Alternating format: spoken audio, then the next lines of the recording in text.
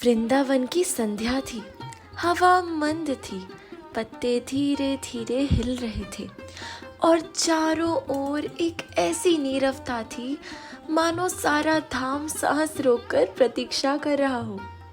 तभी राधा ने अपने कोमल हाथों से बंसी उठाई, ज्यों ही अधरों पर रखी, पहली धुन निकली और सारा वृंदावन संगीत में डूब गया।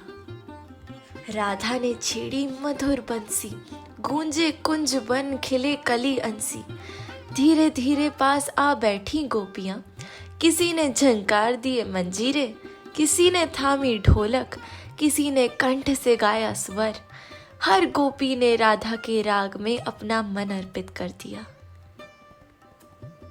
गोपियां झनकार मंजीरे की, डोल उठे सुर ढप झीरे की, ताल पे ताल मिलाने लगी, संगीत लहरें बहाने लगी। यह केवल मनुष्यों की सभा न थी, प्रकृति भी इसमें सम्मिलित हो उठी। पेड़ों की शाखाओं पर बैठी चिड़िया शांत हो गई, कुछ तो उड़कर आ गई और आकर गोपियों के हाथ पर बैठ गई, मानो कह रही हो, आज हम भी सुनेंगे ये अमृत धुन।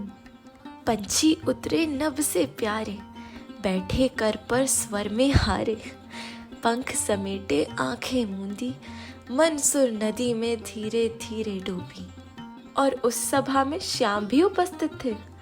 उनके लिए यह दृश्य नहीं, यह एक अनुभूति थी। उनके कंधे पर भी एक पंछी आ बैठा, मानो वह भी कह रहा हो, मैं श्याम के संग रहकर इस राग का रस पीऊंगा। उस सभा में थे श्याम खड़े, मौन रहे पर सुर में अड़े। अधरों पर हल्की मुस्कान थी, सुरों में डूबी उनकी जान थी। राधा की बंसी में वो खोए, हर तान में भाव के मोती पिरोए। दृष्टि टिकी बस राधा पे रही, स्वर सुनते ही आत्मा भर रही। बंसी के हर सुर में प्रेम छलकता, श्याम का हृदय संग संग धड़कता। धीरे धीरे सभा का हर जीव, हर वृक्ष, हर श्वास उस संगीत में विलीन हो गए। ना भाषा रही, ना भेद रहा, बस प्रेम ही प्रेम, सुर ही सुर। राधा की तान में जग खोया, प्रेम सुधा से मन सब धोया।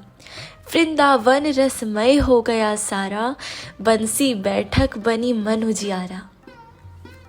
और यूं उस एक शाम राधा के स्वर, गोपियों की ताल, पंछियों की शांति और श्याम की दृष्टि मिलकर ऐसा अमर राग रच गया जो आज भी वृंदावन की मिट्टी में गूंजता है।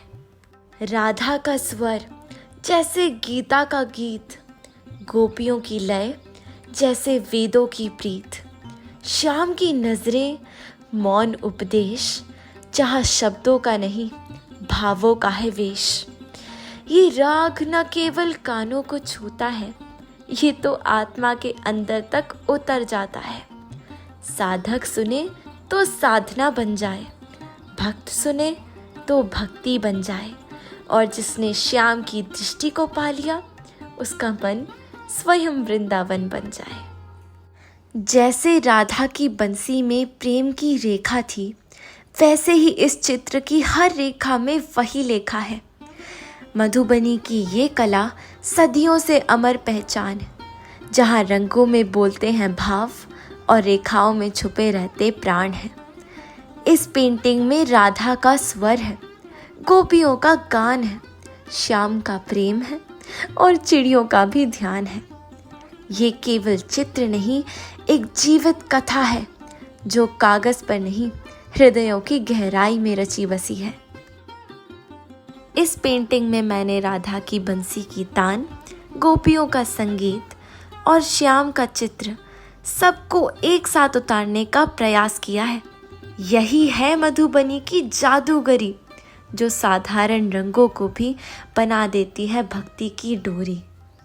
अगर आपको ये कविता, ये कथा और ये मधुबनी कला अच्छी लगी हो तो हमारे चैनल को सब्सक्राइब करें, लाइक करें और इस वीडियो को शेयर करें। Thank you.